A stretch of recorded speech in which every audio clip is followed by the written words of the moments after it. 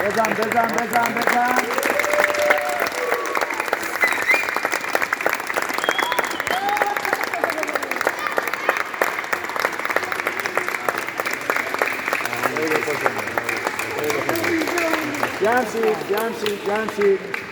جمشید.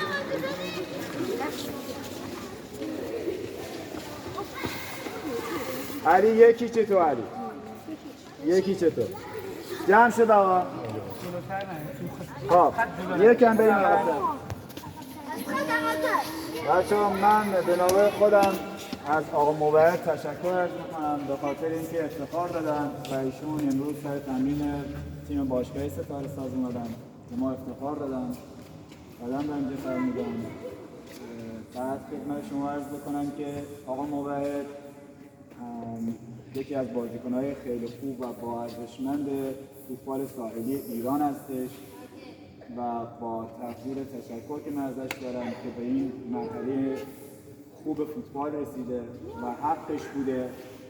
و خدمت شما عرض بکنم که الان هم قرارداد خیلی مهم و خیلی خوبی برای خودش و خانواده و شهر خودش و کشور خودش بسته، اونم در مسکو که انشالله اونجا توپ میزنه.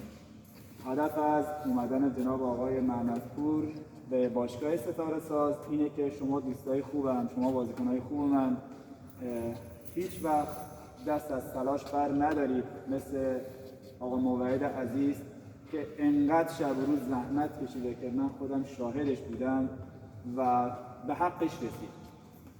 خدمت شما بزرگواران عرض بکنم که این چشمه‌ای برای شما هستش که بدونید این راه برای همه بازه. این ناامیدی رو از خودتون دور کنید. فکر نکنید که هیچی نمیشه.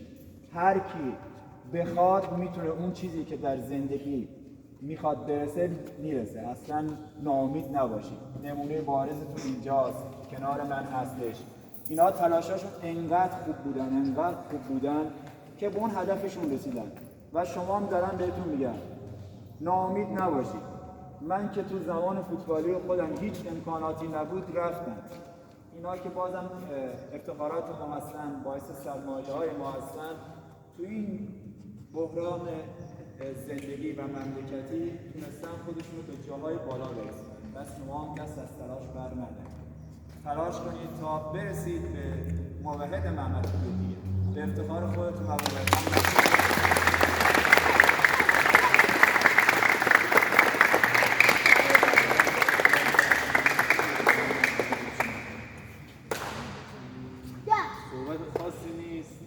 خیلی ممنونم از جهت آقا محمود و عبدالله و دوستان عزیز. خیلی خوشحالم پیش شما هستم. امیدوارم روزی بشه که شما اینجا باشین، روبروی بچه‌های کوچیک‌تر و به چیزهایی که تو زندگی می‌خواین برسید و ازش لذت ببرید. امیدوارم که همیشه تلاش بکنین تا روزهای خوب بسازین و اطرافیانتون خوشحال بکنین.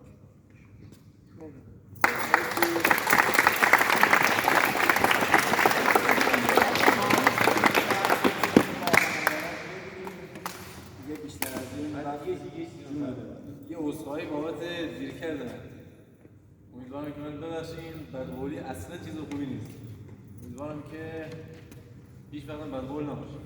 میگم یه مشکلی پیش من نتونستم زودتر بیام، حالا برنامه بود هر چی بود.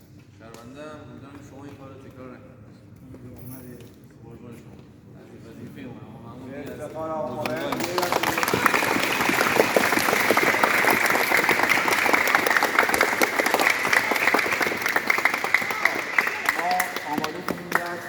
آقا موحد رو بگیریم.